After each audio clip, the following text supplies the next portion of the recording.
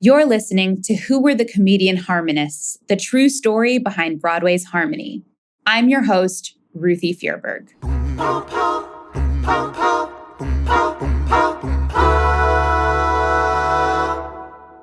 I first saw Harmony on April 20th, 2022, almost exactly 2 years ago. It was the musical's off-Broadway production, staged at the Museum of Jewish Heritage in downtown Manhattan. I don't remember precisely what made me put this show on my list and go. Probably the combination of something Jewish and an original Barry Manilow score piqued my curiosity. But when I left, I posted on my Instagram that day, just saw a fabulous original musical. It's a story of friendship and lost music, regret and remembrance. Harmony unearthed a piece of buried history, not only for Jews, not only for the music realm, but for the world. I never would have learned about the Comedian Harmonists without this musical, a fact I know is true for many of you out there. So how did Harmony get made? How did Bruce Sussman, the man who, as we know by now, wrote the book and lyrics to Harmony, how did he discover their story? It was March 31st, 1991, and there was a review in the New York Times of a documentary that was running down at the Public Theater. The Public used to have a screening room, and the review was interesting. The headline had several words in it that I went, that's an odd combination of words. Eberhard Fechner's epic documentary, Comedian Harmonists at the Public. Then a very compelling photograph, the famous photograph of the six of them in white tie and tails, hair brilliantine, clearly 1920s, 1930s.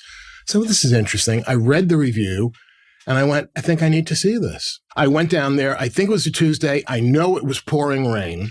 And I watched 3.5 hours of German documentary making with subtitles. Not my usual idea of a good time. And I came out of there gobsmacked. I just couldn't believe what I just saw. But more importantly, I couldn't believe I didn't know anything about it. And that's when I realized that why I didn't know anything about it is the story. Why didn't I know about this? How did I not know this? Those were the same questions bouncing around my head once I learned their story. After all, the Comedian Harmonists were wildly famous for their time. For any time. They were so acclaimed they made it to the United States from Germany in an era when that wasn't an easy trip. They were world-renowned, yet their work had practically vanished. I say that the central metaphor for them, it was something I've always wanted in the show and I've never gotten it, is a shooting star. It was a brief but spectacular burst of glory. In recent years, the light of that star has begun to flicker and glow. The Nazis destroyed the masters of Comedian Harmonist recordings and films. They made owning or playing the group's music and watching their movies illegal. But Comedian Harmonist fans hid 78s under their mattresses and their floorboards, and after the war, when it felt safe enough, they began to play them. 78s were converted to 33s and eventually CDs and now YouTube clips. But Germans of a specific age know who the Comedian Harmonists are because a documentary about the group by Eberhard Fechner aired on German television. It was accidentally that I came in contact with the Comedian Harmonists in the early 1990s. I saw the TV documentary made by the German documentarist Eberhard Fechner, and he made a documentary of 3 hours on TV about the history of the group and the fate of their members. And it was so exciting for me that I started to search myself for the music, for the persons. Bruce had to seek out the documentary in 1991. But back in 1976 and the years following, Die Comedian Harmonists by Fechner was the television of the day, and interest in the group in Germany reignited. There are imitator groups, like we have Beatlemania here. There are imitator groups in Germany. As a matter of fact, there was a gentleman named Peter Chater who had the Comedian Harmonist archive. He took me to see one of the imitator groups when I was there. Oh. And it was central casting, Cabaret, Berlin. But something specific must have first captivated Bruce to send him on that trip to Berlin. like you said, there was something about the not knowing. Yeah. There's lost history, sadly, all over the place. Yeah. What was it about this story? Well, two things. That's certainly important. My favorite shows are the shows I come out of and say, who knew? You know, I love that. I love when the theater entertains and enlightens and educates us. That is my favorite sort of theater. But the other thing is, whenever I write anything, whether it be a song or whatever, I want to know what they call in Hollywood a spine line. I want to know what is the sentence from which all evolves. Mm-hmm. And normally that takes a while to find. And that came to me right then. This is a show about the quest for harmony and what turned out to be the most discordant chapter in human history. That line grounded Bruce and composer Barry Manilow through what would become a 3-decade process in getting harmony to Broadway.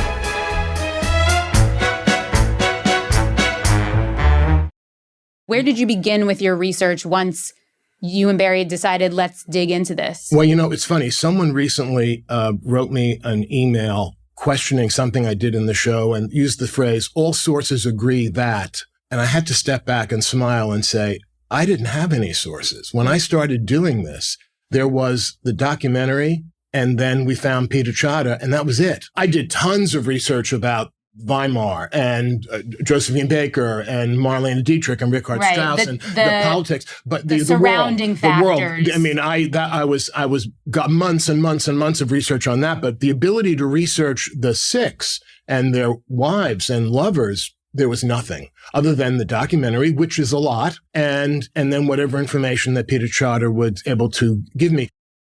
The biography of the Comedian Harmonists by Douglas Friedman, a book we've used as a source for this podcast, didn't exist when Bruce began in the 1990s. It wasn't published until 2013. Bruce leaned on the documentary and research about the era to write his first draft, which had a lot more main characters than the final Broadway version. Each of the harmonists was married or married several times or had several girlfriends. Harry's wife, Marion was such a vibrant I loved her in the documentary. You know, she was kind of the Yoko Ono of the group. She was the one who was always concerned about the money. Remember, she talks about they insisted on getting paid in cash, and they had suitcases full of money that they left a concert. Barry called her Yoko Ono. And then Bobby had his mother, Eric's wife, and then the composite character for Chopin, Mary, and then Bobby's. Oh, and then Lesh had a series of redheads. Every scene had a different redhead in it. All 8 of them had a great song. It was my Bobby, my Harry, my Eric. You know, they kept on referring to their harmonist. Right, their harmonist. Oh my God, I love that. Yeah. I at first had all those women in my first draft. Well, you needed a scorecard. I mean, it was just too many characters. So I realized, okay, that has to change. So I decided to focus on the 2 interfaith marriages. There was another big difference between Bruce's final scripts for harmony and his earlier drafts. In the final Broadway mounting, here are Bruce's words for the opening sequence. We see a proscenium-filling Art Deco poster featuring an image of 6 men in tails. It reads, The Comedian Harmonists, Carnegie Hall, December 16th, 1933. A 1930s-era NBC microphone stands downstage right. Overture. House lights down. We hear the NBC signature chimes. Then a timpani rolls. A radio announcer takes his place at the microphone. Welcome to Live from Carnegie Hall, and this, our final radio broadcast of the 1933 season. Tonight, Saul Hurok and the National Broadcasting Company are proud to present the international sensations making their American debut, the Comedian Harmonists. The poster disappears, revealing the group dressed in tails gathered around a grand piano.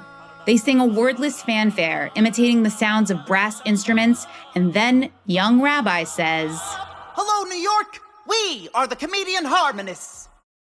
But that's not exactly how it began when Bruce first wrote it. My first draft opened with the 2 groups. It was Ladies and Gentlemen, the Comedian Harmonists. Ladies and Gentlemen, the Comedian Harmonists. And it opened with the two groups.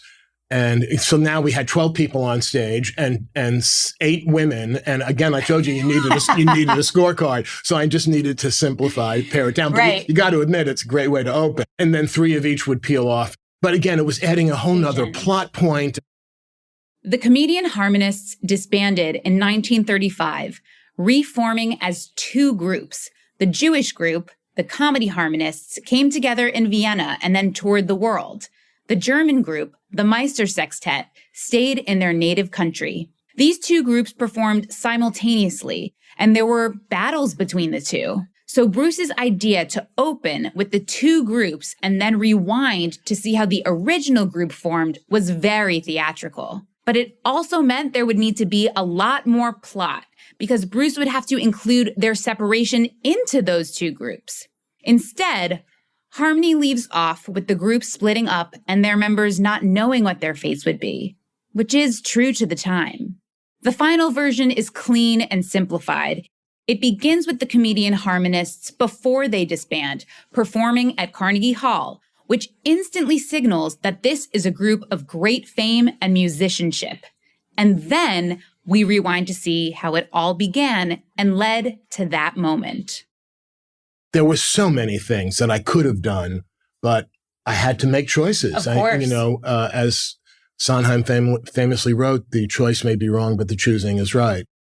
Bruce also did some choosing when it came to the names of his characters. The first director who ever looked at Harmony was Tommy Tune. He said, you got to do something about these names. He said, because I was using the real names. I was using Ari Leshnikov, Roman Sikowski, Erwin Boats. He said, I'm looking at these names. Mm-hmm. He said, can you make them friendly or give them nicknames? That's when Chopin was born and Lesh was born and Rabbi was born and all that. The 6 Comedian Harmonists of Harmony are Harry, Bobby, Eric, Rabbi, Chopin, and Lesh. With his principal cast pared down and named, Bruce could delve deeper into crafting the characters of each of the 6 Comedian Harmonists, though he was drawn to one in particular, the group's founder. Harry's the one I relate to the most. When I was in college, at Franklin Marshall College, we got a letter from another school inviting us. Yale University had the Baker's Dozen and the Whiff and Poofs, mm-hmm. and so, and Princeton had the Tiger Tones. There were groups of male, it was usually all men then, because most of these schools were not co-ed at the time. Right. Groups of singers, and they wanted to know if Franklin Marshall had such a group, and would we join them and the Whiff and Poofs and the Baker's Dozen and the Princeton Tiger Tones and all them at a festival of college singing at this Goucher College in Baltimore, Maryland. There was no group at Franklin and Marshall, and there had never been. So I created one. So that experience was deeply familiar to me. Mm-hmm. So I related to Harry's, herding a box of cats. Because Bruce had created his own singing group from scratch, he also understood the first big hurdle of that task, auditions. That was also in the show. As a matter of fact, that was even in this version. We cut it in rehearsal for this, Harry's auditioning the masses. As a matter of fact, there was one of my favorite lines got cut because a woman showed up with a monkey. And she was auditioning with there was an act that she did with a monkey, and she would sing and the monkey would dance or something. And when Eric comes in to audition, his first line is, "Madam, your monkey." And, and we sadly had to cut it. There were aspects to Harry that were in earlier versions that, again, were cut. Harry had a physical congenital birth defect. One of his shoulders was shorter than the other. And he had his jackets all tailored, even when he was poor, to accommodate. And I actually devised a plot point that when Eric reveals the first of his big secrets and he's resisting, Harry helps him by revealing his own secret. But I do think that informed part of who Harry was, that he was always trying harder because he felt he had something to overcompensate for. He was also coming apart at the seams. That's not me. That's something that I actually don't relate to with regard to Harry's personality. And this also was a scene in the show. They used to, and this is true, they used to move into during the hard times, during the inflation and all that, they moved into abandoned offices and made it their own office and handed out flyers and with that address and phone number and stayed there until the telephone was turned off and the electricity was turned off. And then they moved to another office. It was one scene that had 3 parts to it where the lights keep on going out and they go to another office and another office. And Harry always showed up late. And they used to have a rule, if you were 5 minutes late, it was 1 marked penalty, and 10 minutes late, 2 marks. Right, the fines. And we wrote a little jingle every time someone was late, and they would sing the jingle at the door. It was called Put a Penny in the Jar. And they had a jar, and Harry always showed up late, and he was often in his pajamas with an overcoat. He has an obsessive streak. I think he was always trying to overcompensate for what he perceived his shortcomings were, right, physical and otherwise. And that to me made for a very, very interesting character. Bruce used every detail he learned, whether directly in the script or not, to create a whole cast of interesting characters, especially the other 5 harmonists. It was a constant negotiation to write characters who were true to the real men and who fit inside the focused story Bruce and Barry were telling. Eric Peters, who played Broadway's Eric Colleen, described the balance from an acting perspective. This was one of the really interesting parts for me throughout this process, is the sort of push and pull of representing a real person and honoring that real person and their life and who they were, and sort of preventing them from being forgotten as with this whole story, but also understanding that your job as the actor is to play the character that is in the script. The most challenging story to balance the historical and the dramatic came with Roman Sikowski. Bruce needed to truly understand Roman since he would become Harmony's narrator in the form of the character Rabbi. Rabbi is an old man recalling his time with the internationally famous Comedian Harmonists. But why, Bruce wondered? What would make Rabbi look back at his memories in Germany? Then Bruce realized Roman was the last surviving member of the original Comedian Harmonists. A question that I needed to answer was, what happens before our story starts? And the offstage action that precipitates the first memory that he has. And what I decided was, the doorbell rings in Palm Springs and Mary answers it, and there's a telegram for Roman Sikowski. And she brings it in, and he reads it, and he tells her Bobby died. I'm the only one left. And she knows him well enough to know that she needs to leave him alone and let him be and just deal with this. And he has a decision to make, to record this story, to remember it fully, the good and the bad, which he does not want to do. But if he doesn't do it, who will? Who will? And he chooses to tell the story. But he tries to tell it without the bad stuff. But memory wins out. Right. The most difficult memory that overtakes Rabbi in Harmony is a moment Bruce pulled from the group's real history. In 1933 or 34, the Comedian Harmonists were riding a train when Adolf Hitler and the other architects of the Holocaust walked by. As Bruce penned his draft, he realized that this encounter would be the climax of the musical. Roman Sikowski mentioned this run-in during the Feshner documentary, describing Hitler's appearance. But Bruce felt there was more there. Luckily, at that time, Roman was still alive and living in California, so Bruce could speak to him directly. But Bruce wasn't sure how to gently broach that memory. He enlisted the guidance of 2 Holocaust survivors to help him navigate his questions for Roman and the handling of his story. Bruce's upstairs neighbor, Ruth, who we spoke about during episode 8, was living in Germany and met Adolf Eichmann when she was a girl. The other survivor, Maria, was a partisan fighter in Poland who went underground and killed Nazis. After speaking with them, Bruce called Roman. Oh, he asked me, he said, do you have anybody that you are relying on as counsel for this period? And I said, yes, 2 survivors. He said, tell me about them. And I did. So I told him the story. I told him particularly the Eichmann story, how a 10-year-old girl had guilt that she didn't take her mother's sewing shears. Her mother was a seamstress, and stabbed Adolf Eichmann in the heart, a 10-year-old girl. And when I said to her, you were 10 years old, you didn't even know he was Adolf Eichmann at that point. Right. And she said to me, who told you survivor guilt was rational? When I told him that story, he said, he said, yes. He said, when I learned my parents were deported, I think if I remember the quote, he said, I wanted the ground to open up and to swallow me up. Then he said, and to think that I met him. And I stopped there. I said, that's all I need to know. So that was it. And then I felt, okay, I had license to explore this as a character, this man's survivor guilt. The moment on the train became the moment in which Rabbi confronted that guilt. How that moment is staged changed a lot over the development of Harmony, because the portrayal of Rabbi changed a lot over the years. When Bruce started out, there was Rabbi, an old man who narrated his days with the internationally renowned Comedian Harmonists, and young Rabbi, the young version of himself in his memories circa 1929. The first mounting of Harmony was at the La Jolla Playhouse in 1997. While that production was developing, the new director on the show made a suggestion. He said, what if there was just one Rabbi?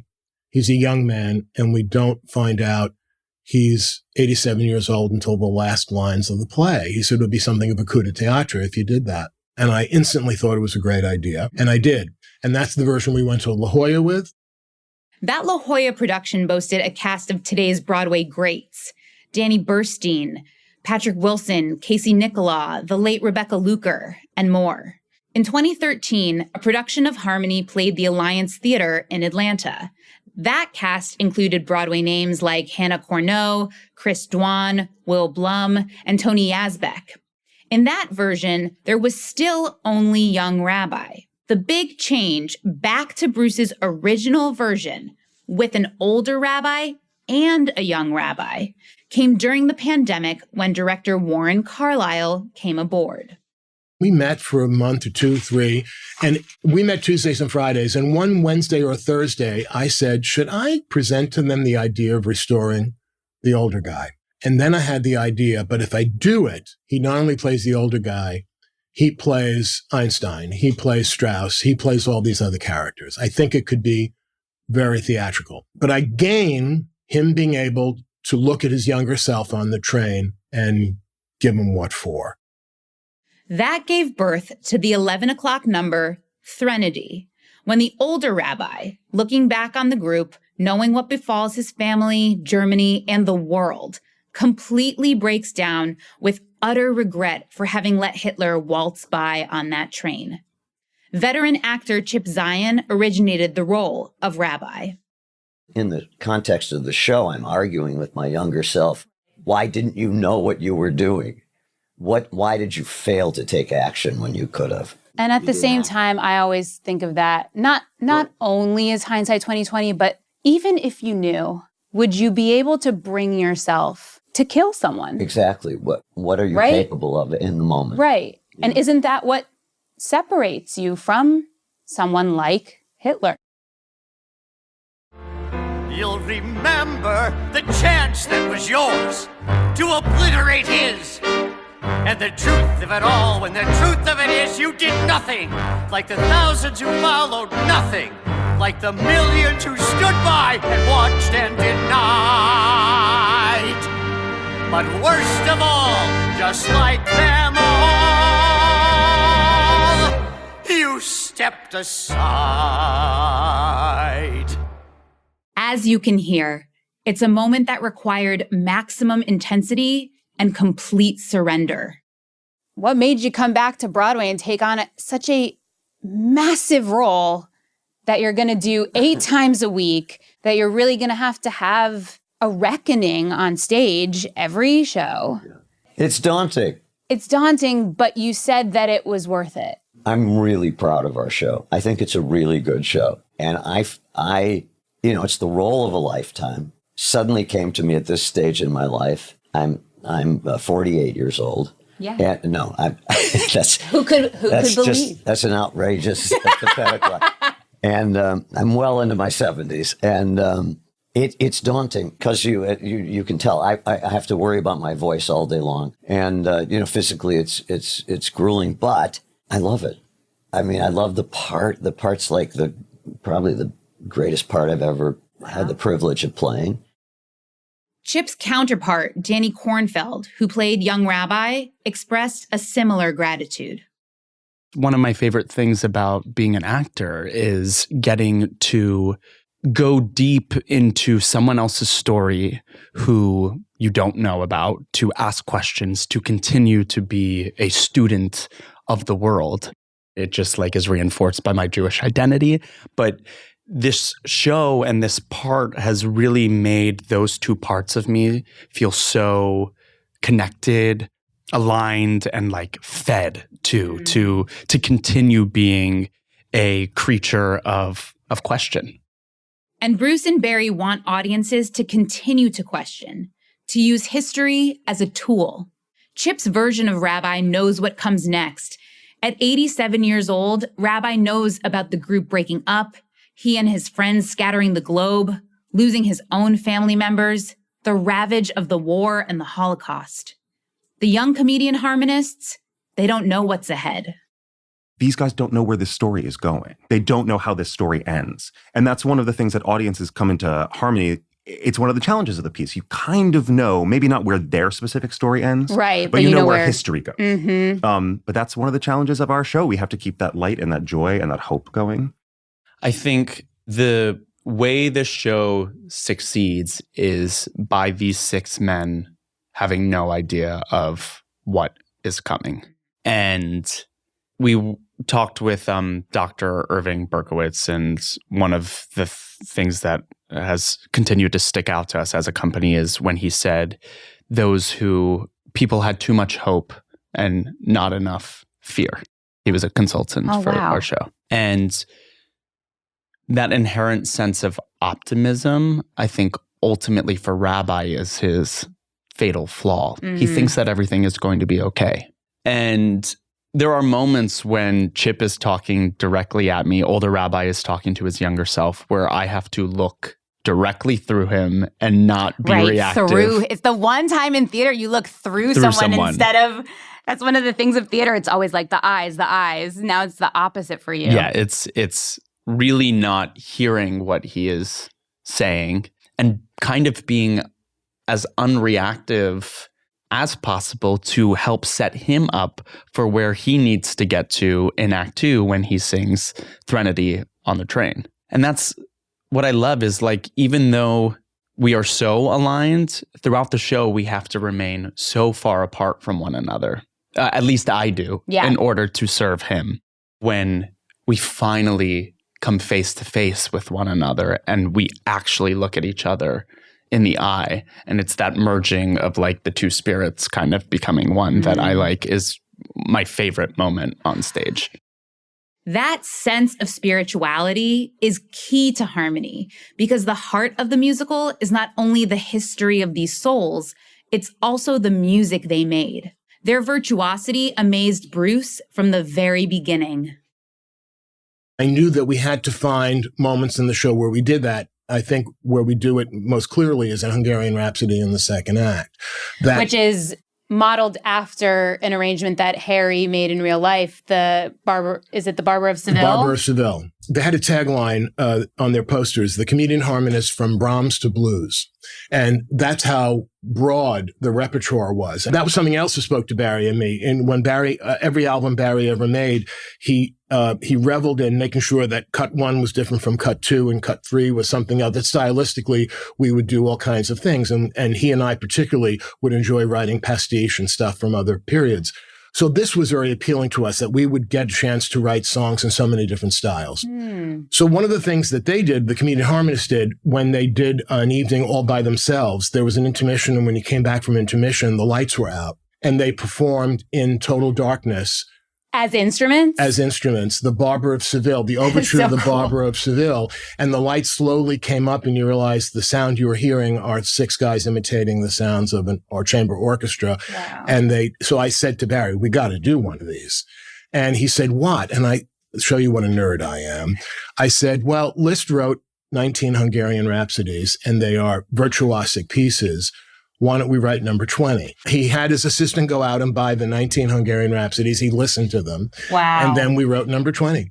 That's incredible. Yeah. When I did the first draft, when I sent it to Barry, every time I imagined a number, I wrote a stage direction in a paragraph. This is a song where Eric is speaking to his mother and father, trying to explain that he doesn't want to be a surgeon, he wants to be a singer. And maybe I had a title, I did in that case, and maybe I had a couple of lines of lyric, I did in that case, and I included them in the paragraph. So I did 17 of those in the script. I sent them to Barry, and he sent me back 17 melodies. Prolific, I'd say. 13 of which are still in the show. Wow. Yeah. Now, they weren't completely realized. They were just fragments, but it got the ball rolling. What Comedian Harmonist music have you listened to? What songs stick out to you the most? There's a song that one of my favorite songs on the show is In This World, which is sung by Blake Roman on the movie set in Act 2. Sung by the character Chopin, played by Blake Roman. And that song is maybe the only one in the show that is directly inspired by a specific song that they did, the Comedian Harmonists did in their act.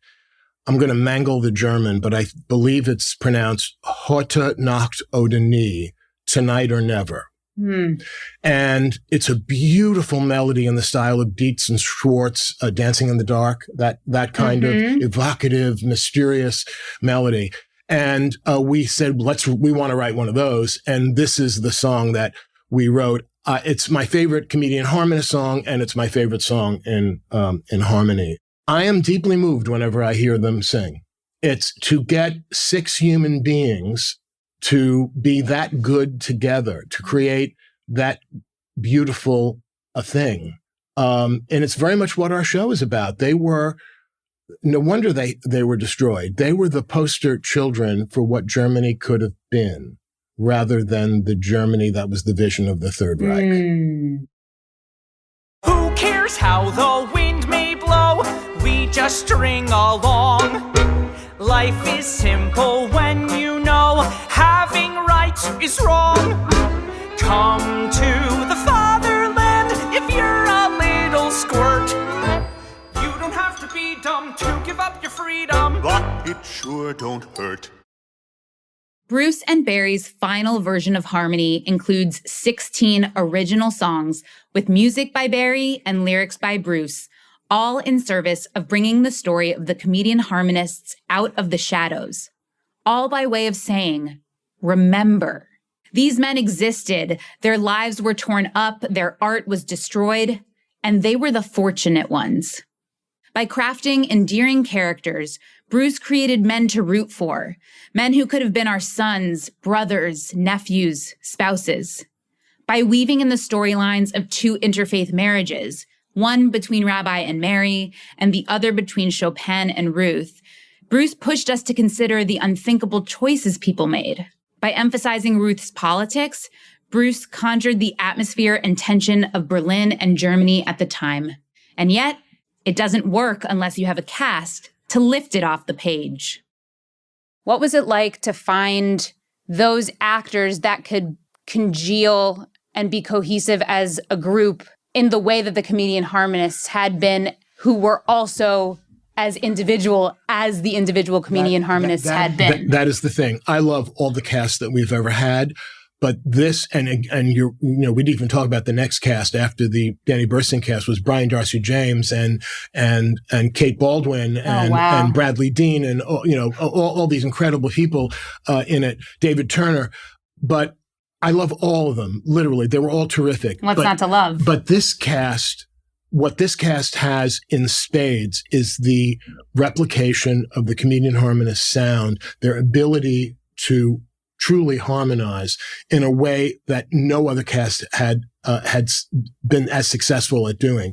And this sound is so gorgeous and so authentic that was thrilling. I love them all as individuals, but what the unit that they created is absolutely thrilling. And it's the youngest cast we've ever had. And I think that makes it even more authentic because they were so young. 21 to 28 at Curtain Rise and 27 to 35 at Curtain Fall. So it is, that I think, again, adds to the authenticity of it. Yeah. And I think also for something like this to happen to young people makes it even more catastrophic.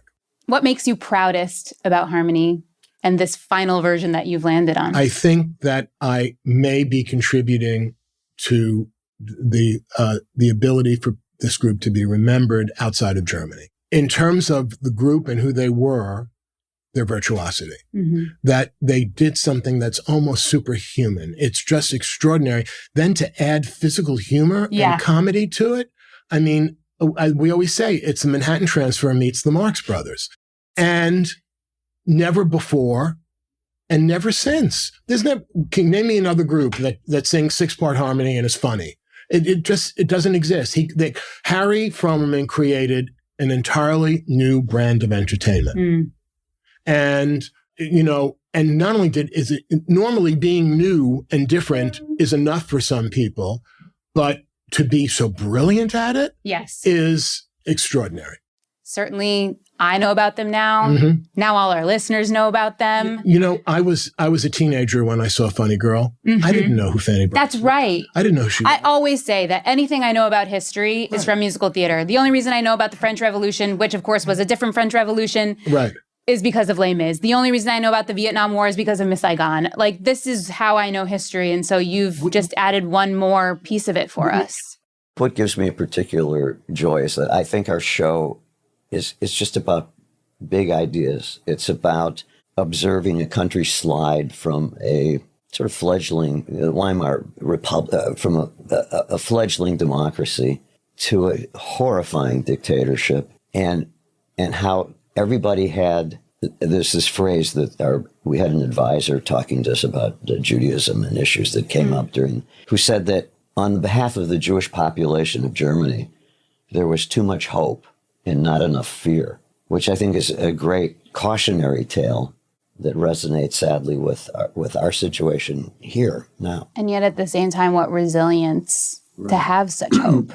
Exactly. And so for me, it's such a privilege to be able to share that message with the audiences that come. And and there's when you go out the stage door, we have the people stick around after the show, and we get a chance to talk to them. And there's just an enormous amount of gratitude, and you feel the value of theater and telling the story, and it's a great story.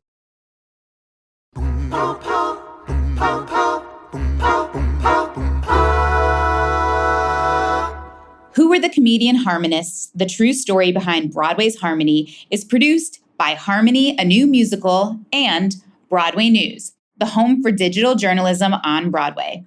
I'm your host, Ruthie Fierberg. Thank you so much for listening. To read more about the Comedian Harmonists, visit thecomedianharmonists.com. For more information about the musical Harmony, visit harmonyanewmusical.com. And of course, to learn more about all of the happenings on Broadway, visit broadwaynews.com. If you're fascinated by what you've heard so far on this podcast, please share the Comedian Harmonists story on social media and tag @Harmony, a New Musical and @Broadway News.